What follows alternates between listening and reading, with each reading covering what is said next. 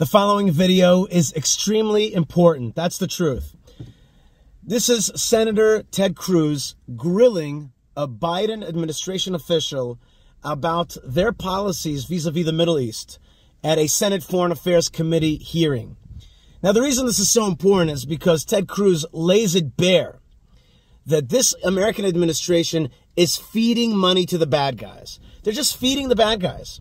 They're feeding the bad guys and at the same time slowing down Israel from fighting a war and telling us that the way that we got to handle ourselves is to cut up our land and to create a two-state solution by giving chunks of our land to a Palestinian Authority, which would become Hamas later on. He lays it bare that the United States administration, the Biden administration, is sending money to Hamas, to Hezbollah, to Iran through various means, and then covers up its trail. And then it tells us that Israel wants a ceasefire, that Israel believes in a two-state solution. None of these things are true. This administration is pushing for a smaller Israel. It's what I call an Israel shrinker. They're Israel shrinkers, these people. And they're working it with a soft face. We're pro-Israel. We want to help Israel. But they want to stop us from warring towards victory. And they want us to give away our land. And they want our enemies to be stronger than they were before.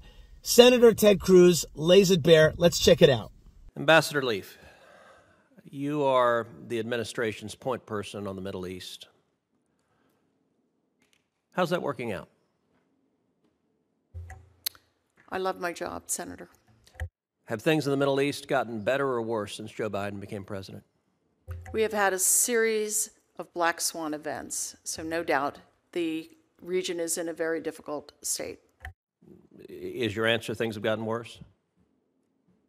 My answer is that a series of black swan events have crowded upon Have they gotten better? You're not suggesting things have gotten better, are you? No, I have not. In fact, they've gotten a lot worse. Okay, so did y'all make any mistakes that led to it? I'm not sure. All right, here's one. How about giving hundreds of millions of dollars to the Gaza Strip, much of which ended up in the hands of Hamas? Was that a mistake now that we saw what happened on October 7th? I'm going to defer to my colleague from USAID. I'm not aware of hundreds of millions of dollars going to Hamas from U.S. coffers. All right, how about $100 billion to Iran? Was that a mistake? I'm not sure what you're referring to, Senator. You tell me, how much money has this administration flowed to Iran? We have not flowed money to Iran. Really? We have money in accounts that are restricted for humanitarian use only. And money's not fungible? This regime will always spend money on these kinds of activities, the proxy activities. When Joe Biden became president, how much was Iran selling in oil a day? I don't have that figure for you, Senator. Of course you don't. The answer is about 300,000 barrels a day. How much is Iran selling in oil a day now? Somewhere short of 2 million. So it went from 300,000 barrels a day to 2 million barrels a day. That's about $80 billion that the Ayatollah has made because your administration refuses to enforce oil sanctions. No, we do enforce oil sanctions. Well, you do so terribly because the number has increased almost tenfold. All right, let me ask you this. Israel has said it is their policy to utterly eliminate Hamas. Does this administration, does President Biden support Israel in its commitment to utterly eliminate Hamas? Of course. Of course, then why are you calling for an immediate ceasefire before they eliminate Hamas? Israel has accepted that proposal. No, they have not. They have. Is there a ceasefire that's happened? Hamas has not yet fully accepted Is there a ceasefire? Israel most certainly has not. I'm aware the Biden administration has told the press that Israel has. The Israeli leadership. So I asked you a question. Do you support Israel's military objective of utterly eliminating Hamas? You said yes, and the next sentence you said, but they should cease fire right now and not eliminate Hamas. No, I agree with the way that the president characterized it, Senator, on May 31st, which is to say that we agree with the objective that Hamas never again control the Gaza Strip or threaten Israel. That will not be achieved by military means alone. So it's not now we said their military objective was to defeat Hamas. So you just said it's impossible to defeat Hamas. When you first posed the question, you said eliminate Hamas. Over I said time, utterly eliminate Hamas. I didn't say over time, not over 1,000 years. I said defeat an enemy because they are murderers who murdered 1,200 people who raped women and little girls. It won't be done by military means alone. Okay, so it is the position of this administration it is impossible by military means to defeat Hamas. Yes, it is. Let me ask you, you also want to see, essentially as a reward for October 7th, a Palestinian state. It's not a reward.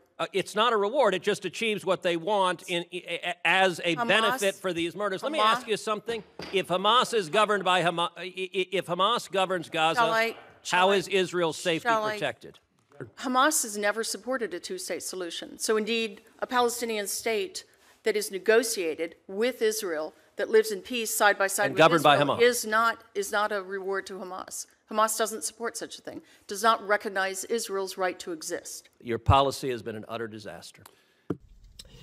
All right, you know, that is just so damning. And I think Senator Ted Cruz, first thing, deserves a salute for fighting for truth, fighting for a healthy world and a healthy America and a stronger Israel. And also laying bare the horrific fact that the Biden administration and previous to that, the Obama administration has sent billions of dollars to Iran and has allowed Iran to become a monster that has taken over Gaza, that has taken over South Lebanon, that has taken over Iraq, that has taken over parts of Yemen, and is creating a proxy war fed by the American administration. And this proxy war is against specifically Israel, which they, the American administration, hamstring and don't allow us to fight properly, to conduct this war properly, so that we could be victorious and vanquish our enemies. And that is basically something that we cannot broke. We cannot allow that to happen. This is our life.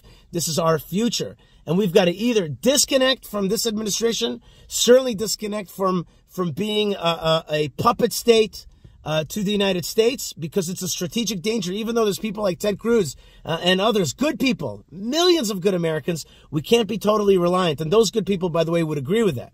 But at the same time, American administration, American officials like Ted Cruz and others, like Governor DeSantis and others, have got to push back against this part of America, the Biden America, that wants to weaken and shrink Israel. That, in the end, will turn around and weaken and shrink the United States as well. Let's not go down this path. Let's start to turn around this policy. Israel, you've got to be independent and strong and vanquish your enemies. America, stop feeding the bad guys. It'll turn around on you. All right, folks, God bless you. Lots of love, lots of blessings. Stay tuned and stay connected to this channel, and shalom.